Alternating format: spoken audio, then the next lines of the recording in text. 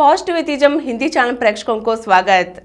हिंदी के प्रमुख कवि एम.ए. राजस्वी से लिखी हुई महान वैज्ञानिक जगदीश चंद्र बोस की जीवन गाथा को हम जान रहे हैं ना। आज के अंक में जगदीश चंद्र बोस की शिक्षा के बारे में जानेंगे। 1863 में 5 वर्ष की चंद्र को सर्वप्रथम एक स्थानीय बंगाली विद्यालय में पढ़ने के लिए भेजा गया। उनके पिता श्री भगवान चंद्र एक उच्च अधिकारी थे। यदि वे चाहते तो अपने इकलौते पुत्र का किसी उच्च कोटि के प्रभावशाली स्कूल में दाखिला करा सकते थे। उस समय अंग्रेजी माध्यम के अधिक फीस लेने वाले स्कूलों को ही प्रभावशाली स्कूलों की श्रेणी में रखा जाता था। भगवान चंद्र के बहुत से अधीनस्थ कर्मचारी भी इन्हीं अंग्रेजी माध्यम के स्कूलों में ही अपने बच्चों को विद्याध्ययन के लिए भेजते थे, किंतु उन्होंने ऐसा नहीं किया। शिक्षा के संबंध में भगवान चंद्र के विचार कुछ अलग ही प्रकार के थे। उनका मानना था कि भारतीय बच्चों के मानसिक विकास में देसी भाषाओं के स्कूल ही महत्वपूर्ण भूमिका अदा कर सकते हैं। देसी भाषाओं के स्कूल ही भारतीय बच्चों में राष्ट्रीय समन्वय का और सांस्कृतिक पहचान का स्थापित कर सकते हैं। इसी कारण उन्होंने अपने इकलौते पुत्र जगदीश चंद्र का दाखिला स्थानीय बंगाली विद्यालय में कराया। जगदीश चंद्र बोस ने अपने पिता भगवान चंद्र के इन्हीं विचारों से अपनी जीवनधारा में आमूल-चूल परिवर्तन ला दिए। जिस स्कूल में जगदीश चंद्र पढ़ते थे उसमें श्रमिकों और दलितों के बच्चों ही प्राथमिकता में पढ़ते थे। जगदीश चंद्र की अपने इन सहपाठियों से अच्छी मित्रता थी। उनकी माता भी उनके मित्रों के साथ किसी प्रकार का विभेद न करती थी। जब यदा कदा वे उनके घर पर आ जाते थे तो माता बिना किसी भेदभाव के उनका भी स्वागत किया करती थी। यद्यपि वे एक पुराने विचारों की महिला थी, फिर भी इन दलित वर्ग के बच्चों को अपने बच्चों के समान समझने में उन्होंने कभी यह नहीं सोचा कि ऐसा करने से उन्हें पाप लगेगा। अपने उन दिनों के स्कूली जीवन को याद करते हुए जगदीश चंद्र बोस ने 1915 में विक्रमपुर सम्मेलन में कहा था कि उस समय अंग्रेजी स्कूलों में बच्चों को भेजना अभिजाति वर्ग के लिए प्रतिष्ठा की बात मानी जाती थी।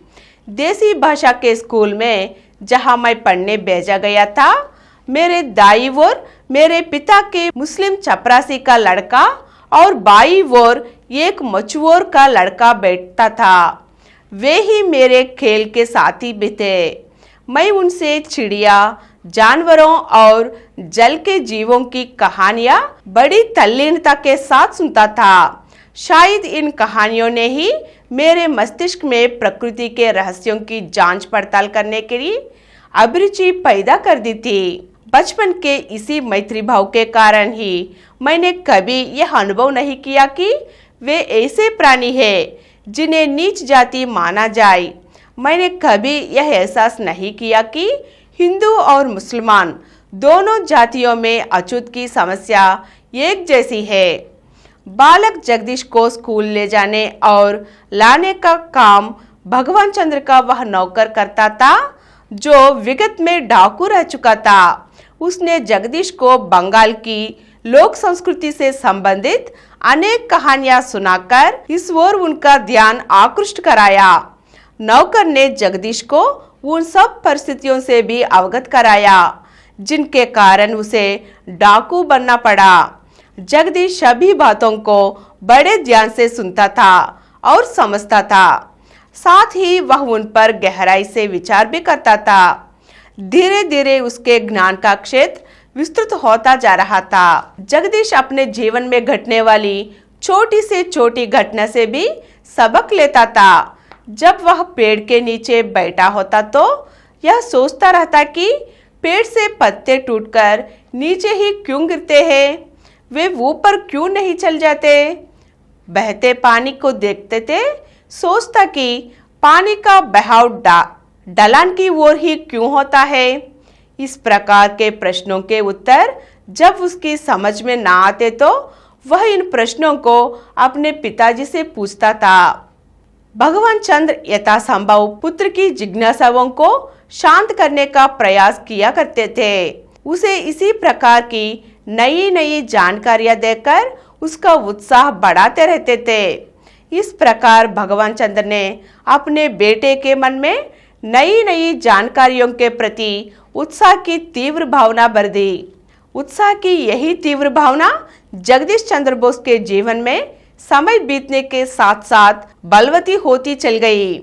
आज के अंक में जगदीश चंद्र बोस के शिक्षा के बारे में कुछ अंशों को जान चुके हैं ना। अगले अंक में फिर मिलेंगे। धन्यवाद।